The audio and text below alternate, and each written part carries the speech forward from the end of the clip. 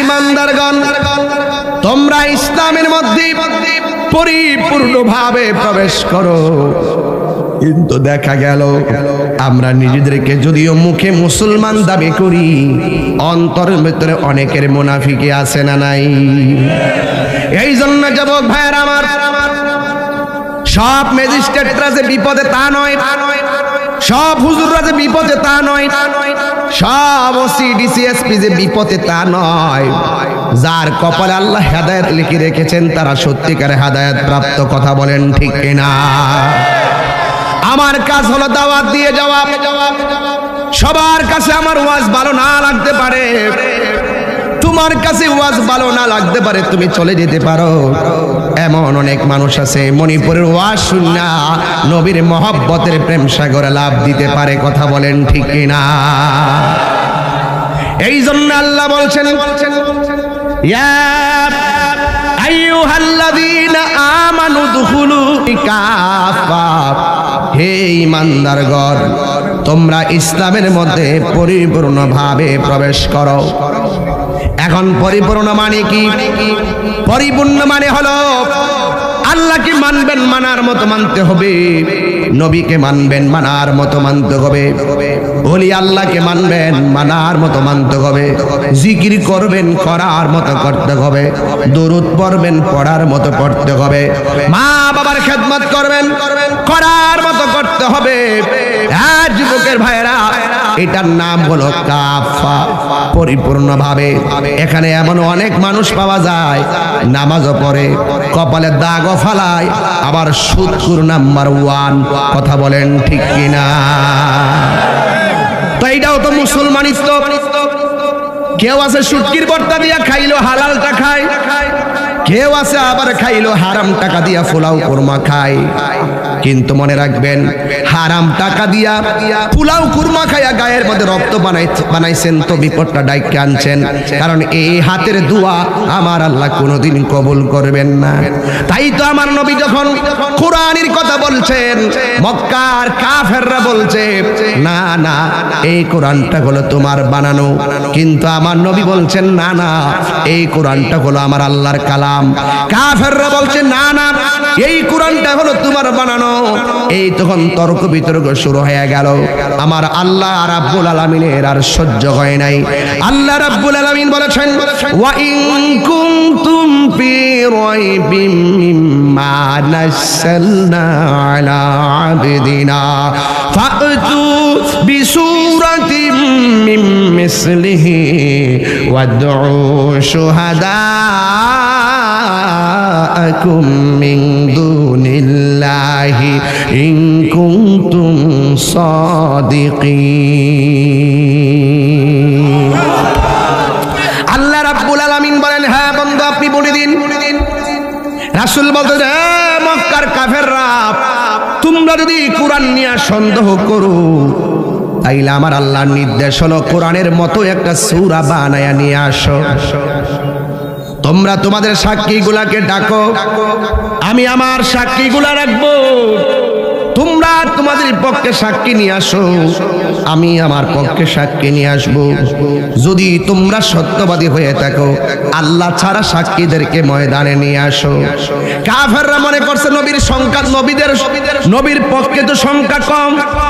কিন্তু কাফেররা তো যুদ্ধের মূলনীতি জানে না। যুদ্ধের জয় পরাজয় সংখ্যার উপরে নির্ভর করে না। যুদ্ধের জয় পরাজয় নির্ভর করে একমাত্র আল্লাহর সাহায্যের উপরে। কথা বলেন ঠিক কিনা? ইসরায়েলের গোষ্ঠীরা তোমরা যতই বোমা মারো, বিজয় কিন্তু মুসলমানের হবে। বিজয়ে মুসলমান এমন হইব, ইহুদিরা তোরা গাছের কোনায় ফালাইবি। এরপরে গাছ কইব, এই মুসলমানরা ইহুদির খুঁজা পাও না, ইহুদির গুন্ডা তো আমার গাছের পিছনে ফলাই রয়েছে, এর দৈরাই না জবাই করো। আল্লাহ বলছে, ওয়ালা তাহিনু ওয়ালা তাহজানু ওয়া আনতুমুল আ'লাউনা ইন কুনতুম মুমিনিন। হতাশ হয়ো না, নিরাশ হয়ো না, বিজয় তোমাদেরই হবে যদি তোমরা মুমিন হতে পারো। কথা বলেন ঠিক কিনা? তো ইহুদিরা খ্রিস্টানরা বাতিলরা সবসময় নিজেকে অনেক সেলিব্রেট মনে করে, অনেক সংখ্যা মনে করে, অনেক মানুষ মনে করে। ওরা মনে করে আমাদের সঙ্গে কেউ পারবে না, আমাদের সংখ্যা বেশি। ওরা ভুলে গেছে বদরের ইতিহাস। মুসলমানদের সংখ্যা মাত্র ছিল 313 জন, কাফেরদের সংখ্যা ছিল 1000। কিন্তু মুসলমানদেরকে সহযোগিতা করার জন্য আল্লাহ পাক আসমান থেকে ফেরেশতা পাঠাই দিয়েছে। আব্রাহার বাদশা কাবাঘর ভাঙার জন্য হস্তি বাহিনী নিয়ে এসেছে, কিন্তু আমার আল্লাহ আসমান থেকে আবাবিল পাখি পাঠিয়ে খানে কাবাকে রক্ষা করেছেন। এই ইহুদির গুন্ডারা শুনে রাখ, আজকে ফিলিস্তিনের উপর তোরা যে অত্যাচার শুরু করেছিস, তোরা লিখে রাখ, একদিন তোদের পতন হবেই হবে। ওই ছেলেটা মেয়েটা বলছিল তোরা আমাদের মাথার উপর দিয়ে ক্ষেপণাস্ত্র মারিস, কিন্তু আমার রব তোদের মাথার উপরে আছে। পালাবি কোথায়? তোদের পালাবি কোথায়? এই জন্য যুবক ভাইয়ের আমার, রাসূল বলছেন আসো তোমরা তোমাদের সাক্ষী নিয়ে আসো, আমিও আমার সাক্ষী নিয়ে আসবো। চিৎকার মেরে কি আল্লাহু আকবার বলবেন না? আমার যুবক ভাইয়েরা, এবার কাফেররা মতলবে রাজি হয়েছে, সুবিধা পাইছে, মনে মনে ভাবতেছে নবীর পক্ষে তো মানুষ নাই, মাত্র কয়েকজন, সংখ্যা মাত্র 40 জন মুসলমান, আর ওরা হইল গোটা মক্কাবাসীটা কাফেরে ভরপুর। ওরা মনে করেছে যুদ্ধে যদি কোন রকম নবীরে হারায় দিতে পারি, তাইলে পাথর নিয়ে নবীরে ঢিল মেরে মেরে দুনিয়া থেকে বিদায় করে দিতে পারবো। জোরে জোরে কি নাউজুবিল্লাহ বলা যাবে না? হায় রে ও মণিপুরের বাবা, এবার আমার নবী রাজি হয়ে গেছেন। আপনারা জবান খুলে বলেন, বাহাসের ঘোষণা কি নবীর একলা নাকি আমার আল্লাহ? আল্লাহ রাব্বুল আলামিন যখন বলছেন আমার নবীও রাজি, ওই কাফেররাও রাজি, একটা ময়দানে যাবে, কিন্তু ময়দানে কাফেররা পূর্ব প্রস্তুতি নিয়ে এক হাতের মধ্যে পাথর নিয়ে গেল। ওই পাথর নিয়ে যাওয়ার পর কাফেররা পাথর নিয়ে রেডি আছে, নবীর চতুর্পাশে কাফেররা বেষ্টনী দিয়া ভরপুর হয়ে যাবে। আর মনে মনে ভাবতেছে যতই নবী কথা বলুক না কেন, আজকে আমরা হারায়া দিতে পারবো। এই কথা বলার পরে সব কাফেররা প্রস্তুতি নিয়ে ময়দানে গেছে, আর আমার নবী ময়দানে যাবে। আমার বাংলাদেশে দেখবেন কিছু কিছু আন্দোলনে নিজের পোলারে লন্ডন পাঠিয়ে দেয়, নিজের পোলারে আমেরিকা পাঠিয়ে দেয়, নিজের পোলারে সিঙ্গাপুর পাঠিয়ে দেয়, নিজের পোলারে এখানে পাঠিয়ে দেয়, ওই জায়গায় পাঠিয়ে দেয়, আর বাংলাদেশের ভিতরে সাধারণ পাবলিককে মাঠে নামায়া দেয়। মরলে সাধারণ পাবলিক মরে, কিন্তু নিজের সন্তানকে মাঠে নামায় না। কথা বলেন ঠিক কিনা? কিন্তু আমার নবীর যুদ্ধের মূলনীতি শিখাইয়া গেছে। আমার নবী সেই দিন কুরআন সত্যতার ব্যাপারে যুদ্ধের ময়দানে যাইয়া অন্য কোন সাহাবীকে নেই নাই, নিজের সন্তানকে ডাক দিছে, আয় আয় লড়াই হবে, সত্যের ময়দানে হকের লড়াই হবে, অসত্যের বিরুদ্ধে হকের লড়াই হবে। সর্বপ্রথম আমার নবী ডাক দিছে, এ ফাতেমা আই রে আয়, কোরআনের পক্ষে ময়দানে নামতে হবে। জোরে জোরে কি আল্লাহু আকবার বলা যাবে না? কি দিয়ে ওয়াজটা বুঝাইতাম, ধরে নিয়েছি অনেক হার্ড ওয়াজ, অনেক কঠিন ওয়াজ তুলে ফেলাইছি। আমার মনে হয় না যে মণিপুরের মানুষের কাছে এই মুহূর্তে ভালো লাগবে। এরপর আমি হকটা বইলা দিয়া যাই, অসুবিধা হবে আপনাদের? অসুবিধা হবে? আপনারা উঠবস করলে আমার একটু আনইজি লাগবে। আমি সময় হাতে নিছি মাত্র 1 ঘন্টা, এর ভিতরে আমি কিন্তু গুছাই ফেলবো, আপনাদেরকে আমি কষ্ট দিবেন। এছাড়া কালকে আমার নিজেরও 3টা প্রোগ্রাম, জুম্মার পরে 1 প্রোগ্রাম, রাত্রে আরেকটা প্রোগ্রাম, এরপর আরেকটা সিলেটের প্রোগ্রাম। এই 3টা প্রোগ্রাম করে কিন্তু আমার কিন্তু প্রতিদিন চলতে হচ্ছে। এই যে দেখেন প্রতিদিনই তো কষ্ট করতেছি, এটা কি মিথ্যা কথা? আপনি কি অনলাইনে দেখেন না? আরে আমার তো অনেক কথাই বলতেছে, আমার কি বন্ড বলতেছে না? এরা মনে হয় যে আমি একবারে বাজিলু, এইভাবে ফেসবুকে লেখে না, মনে হচ্ছে আমার দ্বারা মাঠের অনেক ক্ষতি আছে, মনে হয় যেন আমার দ্বারা খুব ক্ষতি আছে। আরে বেটা তুমি যেই টাইমে কইতেছ আমার দ্বারা ক্ষতি আছে, তোমার মাঠে আমার বয়স হলো 3 বছর, আর আমি মাঠে কথা বলি 22 বছর। তুমি যতই কাহিনী করো, 22 বছরের মাঠ আর 3 বছরের মাঠ এক না। 22 বছরের মাঠ যখন কাউরে ফু দেয় তখন উইরা জায়গা। আমার তখন গোছানো মাঠ, শুধু দেশে না বাইরেও তো গোছানো মাঠ। এটা কিন্তু এই মাঠ না, এটা প্রেমের মাঠ, এটা ফুটবল খেলার মাঠ না যে খেলা শুরু হইলো শেষ হয়ে গেল। এটা প্রেমের মাঠ। ওয়াশ কইরা যাই, আবার অনলাইনেও চলে, ওয়াশ কইরা যাই ইউটিউবও চলে, ওয়াশ কইরা যাই পরের দিনও চলে, এরপরও চলে, এরপরও চলে। এবং আগামী 15 তারিখে কাতারে যাবো মাহফিল করতে। আপনি মাশাআল্লাহ বলে কিন্তু কেউ ফ্যাট ফুটতেছে না, কিতারে শুরু করছে, কিতারে শুরু করছে, কিছু আছে না রে? থাকবেই। আবার আগামী মিলাদুল নবীতে ওমানে 26টা মাহফিল লিখছি, মারহাবা জোরে কন্যা। এরপরে দুবাই যাব, মারহাবা কন্যা বাজান। আমার কথা হইলে যে আমার দেশের পোলাপান গুলো বিদেশ যায় আহলে হাদিস হইয়া জায়গা, ইডি বাতিল হইয়া জায়গা। এই জন্য এদের একটা চেক দিতেইব। এই জন্য যেখানে যেখানে কমিটিও দিছি এদেরকে যাই একটু ধরে রাখতেইব, এটা যাতে না নষ্ট করতে পারে। এরপরে কি আমি কি বিদেশ গেলে মনে করেন যে আমি কি মোটামুটি বুঝি না কেমনি কেতা করতেইব? এবার গত সপ্তাহ তো সংসদ ভবনে গেছে যায় 4.5 ঘন্টা কি কথা কয়ে বুঝতেছি না দেশটা কিতা চলতেছে, কিতা হইব না হইব এটা বুঝতেছি না। আমার সাথে কি কথা কো না? সবাই তো কথা কো, দেশের ভিতরে কথা কো, বাইরে কথা কো, ও কত কথা আমার সাথে আছে।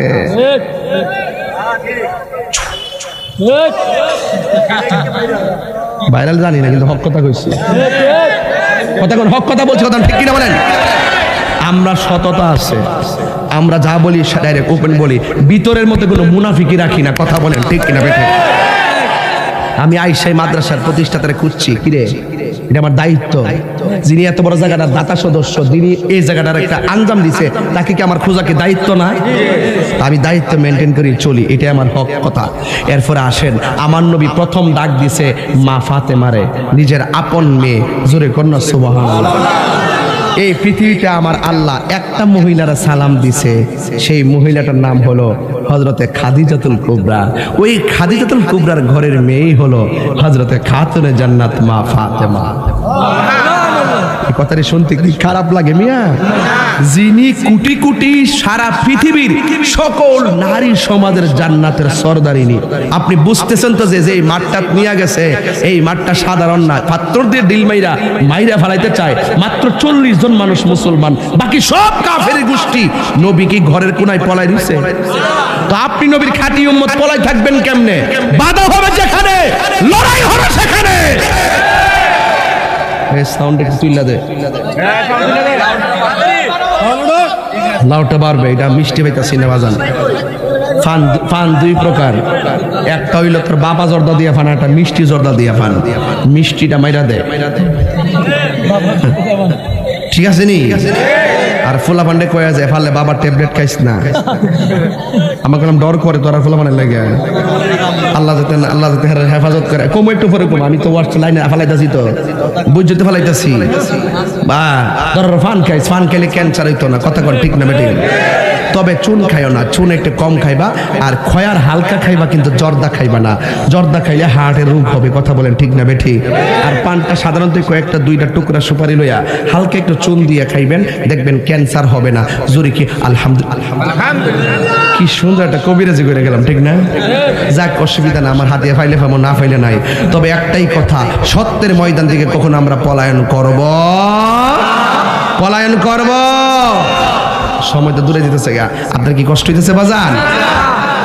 তাইলে ওয়াজটা একটু সামনে যাই, অসুবিধা হবে আপনাদের। এখন একটা ইন্টারভিউ নিব। আমার নবী জিহাদের ময়দানে, কোরআন সত্য প্রমাণ করার ময়দানে একজন মহিলাকে ডাক দিয়েছেন। মহিলাটার নাম কি? এটা কি শুধু ফাতেমা? মা ফাতেমাকে নিয়ে গেলেন। এরপর আর একজনকে ডাক দিয়েছেন, যার সাথে মা ফাতেমার বিয়ে হয়েছে। আল্লাহ আজ জিব্রাইলের পাঠাইছে, পাঠায় কয় জিব্রাইল আমার বন্ধুর কাছে আমার সালামটা দে। আসমানের মধ্যে যার সঙ্গে যার বিয়া দিছিলাম, আলীর সঙ্গে ফাতেমার বিয়া দিছিলাম, এই বিয়াটা দুনিয়াতে পড়াইবার সময় হয়ে গেছে। আল্লাহর হাবিব দুনিয়ার জমিনে জিব্রাইল রূহি নিয়ে আসমানি বিয়াটা জমিনের মধ্যে পড়াইতে যাইয়া কয়েক হাজার, আমার নবী আপনার নবী কয়েক হাজার মানুষদেরকে আল্লাহর হাবিব এলান করে দিলেন, আলীর সঙ্গে আমার মেয়ে ফাতেমার বিয়ে হবে। দেখেন কেমন ব্যাপার সেবার। আল্লাহর হাবিব 2 নম্বর ছেলেটা হযরতে মৌলা আলী রাদিয়াল্লাহু তাআলা আনহুকে ডাকলেন, যিনি হলো বেলায়েতের বাদশা, যিনি মারিফতের সম্রাট, যার কদমে চুম্বন না দিলে, যার বেলায়েতের দরজার ভিতরে প্রবেশ না করলে কেউ পীর দাবি করতে পারবে না, কেউ ওলি আল্লাহ হতে পারবে না।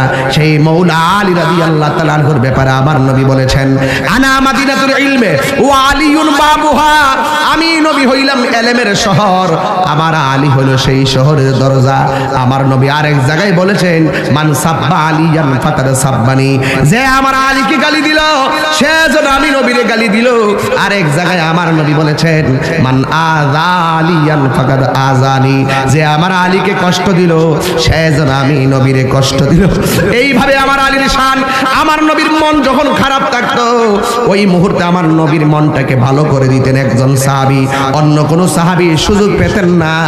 আমার আলী রাদিয়াল্লাহু তাআলা আনহু নবীরে যখন বলতেন, আমার নবী ফাতাবাসসামা রাসূলুল্লাহ সাল্লাল্লাহু আলাইহি সাল্লাম, আমার নবীজি মুস্কি হাসি দিয়েছেন। যুবক ভাইয়ের আমার, আলী রাদিয়াল্লাহু তাআলা হলো এমন একজন বেলায়েতের শাহনশাহ যার ব্যাপারে আমার নবী আপনার নবী বলেছেন, এ আলী তোমার মর্যাদা হলো আমার কাছে তেমন মুসা নবীর কাছে হারুন আলাইহিস সালামের মর্যাদা যেমন। যুবক ভাইয়ের আমার, আলী রাদিয়াল্লাহু তাআলার ব্যাপারে আমার নবী আপনার নবী বলেছেন, আলীর দিকে তাকানো হলো ইবাদত। শুধুমাত্র তাই নয়, এই আলী রাদিয়াল্লাহু তাআলা নামাজের মধ্যে দাঁড়াইলে তার হুজুরি কলব এমন কঠিন ছিল, আমার নবী বলেন, আমার আলী যদি ইন্তিকাল করে আর ওই সময়টা যদি নামাজের টাইম হয়, তার রুহুটা নিয়ে গেলেও রুকুর সময় রুকু দিবে, সেজদার সময় সেজদা দিবে, তার অল বডিটা আমার আল্লাহর প্রেমে এমন ভাবে কুরবান। আল্লাহু আকবার বলেন না? তাই তো মাওলা আলী রাদিয়াল্লাহু তাআলা আনহুর পায়ের মধ্যে তীর ঢুকেছে, কেউ তীরটা খুলতে পারে না। নামাজের মধ্যে যখন দাঁড়ায় গেছে, নামাজটা যখন শেষ করে ফেলেছে, তখন ওই মুহূর্তে আলী রাদিয়াল্লাহু তাআলা আনহু দেখতেছেন তার পায়ের মধ্যে আর তীরটা নাই। বন্ধুরি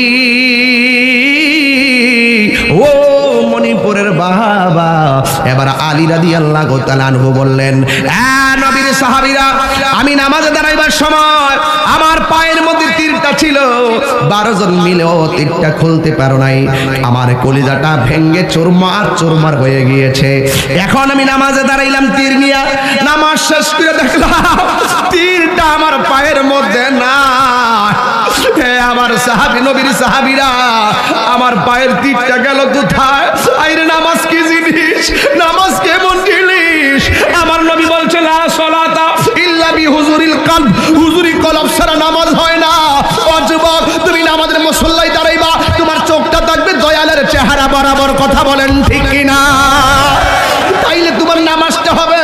তুমি তো নামাজে দাঁড়াইলে দুনিয়ার কথা মনে হয়ে যায়, তুমি তো নামাজে একটা মশা কামড় দিলে খবর হয়ে যায়। এই যুবকের দল, আমার আলী রাদিয়াল্লাহু তাআলা যখন বললেন আমার পায়ের তীরটা গেছে কয়, এখন সাহাবীরা ডাক দিয়া বলে, আলী রে, আলী আলী আলী, তোমার পায়ের মধ্যে তীরটা ছিল, নামাজের মধ্যে তোমার তীরটা আমরা খোলার জন্য চেষ্টা করলাম, আমরা 12 জন সাহাবী মিল্লা তোমার তীরটার টান মেরে খুলে ফেলেছি। তাকায়া দেখো তীরের মাথার মধ্যে তোমার পায়ের গোসার গোশতগুলো লেগে আছে। আলী, তোমার এত বড় তীর নামাজে দাঁড়াইবার আগে খুলতে পারি না, কিন্তু নামাজে থাকা অবস্থায় খুলছি, তুমি কি টের পাও না? আলী রাদিয়াল্লাহু তাআলা আনহু বলে, আল্লাহর কসম করে বলি, আমার নামাজে দাঁড়াইবার আগে তীরটা খুলতে গেলে আমার কলিজাটা বের হয়ে গেছে, কিন্তু নামাজের ভিতরে তোমরা যে তীরটা খুলছো আমি যারা পরিমাণ কোনো টের পাই নাই। এবার বুঝতেছেন তো বাবার আমার, এই আলী কি জিনিস? শালিক মৌলা আলী মারফতের সম্রাটকে ডাক দিয়া বলছেন, আলী রে, আয় আয় যুদ্ধের ময়দানে, হককে প্রমাণ করতে হবে বা অসত্যের বিরুদ্ধে। এবার ডাক দিয়ে বলছে, আলী ময়দানে চলো। তাইলে 1 নম্বর ডাক দিছে খাতুনে জান্নাত মা ফাতেমারে, 2 নম্বরে ডাক দিছে হযরতে মৌলা আলী রাদিয়াল্লাহু তাআলা আনহুকে। আর 2 জন এমন প্রেমের ফুল, একজনের নাম হলো ইমামে হাসান আর একজনের নাম হলো ইমামে হুসাইন। এই 2 জনকে ডাক দিয়া কয়, ও হাসানের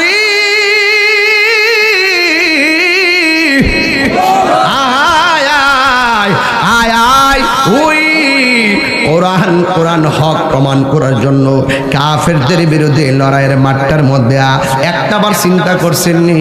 হাদিস খুল্লা দেখেন, আমার নবী হলো জান্নাতের মালিক, আর আবু হযরতে মৌলা আলী, হযরতে মা ফাতেমা জোহরা রাদিয়াল্লাহু তাআলা আনহা, হযরত ইমামে হাসান ইমামে হুসাইন রাদিয়াল্লাহু তাআলা আনহুমা জান্নাতের যুবকদের সরদার। জান্নাতের চাবিগুলা যার হাতে, আমার নবী অন্য কাউকে নেই নাই। একটাবার চিন্তা করছেননি কাফেররা যদি সেই জায়গার ভিতরে ধরতো, এই চারজনকে ধরতো, মেরে ফেললো, চারজনকে মেরে ফেলতো, ইসলামের নিশানাটাকে একবারে ডুবাইয়া দিতে পারতো। কিন্তু না না না না না, সম্মান আর ইজ্জত দেওয়ার মালিক কে? আরো জোরে বলো কে? আমার নবী চারজনকে সাথে নিয়ে যুদ্ধের ময়দানে চলে গেলেন। অস্ত্র যুদ্ধ নয়, কলম যুদ্ধ শুরু হবে। পৃথিবীর সবচাইতে বড় যুদ্ধের নাম হলো কলম যুদ্ধ। জোরে বলেন ঠিক কিনা? এবার আমার নবী চারজনকে নিয়ে দাঁড়ালেন। দাঁড়ানোর পরে এবার কাফেররা বলতেছে, আপনি প্রমাণ করেন কোরআনটা আল্লাহর কালাম। এবার নবী বলে, না না, আমি তো আগেই বলেছি কোরআনটা আল্লাহর কালাম, তোমরা প্রমাণ করো কোরআনটা মানুষের বানানো। এরপরে কাফেররা বলে, না না, এটা চালাক তো। ডাক দিয়ে বলে, না না, তুমি প্রমাণ করো। এবার আমার নবী বাহাস কেমনে করতে হয় শিখাইয়া দিয়ে গেছে।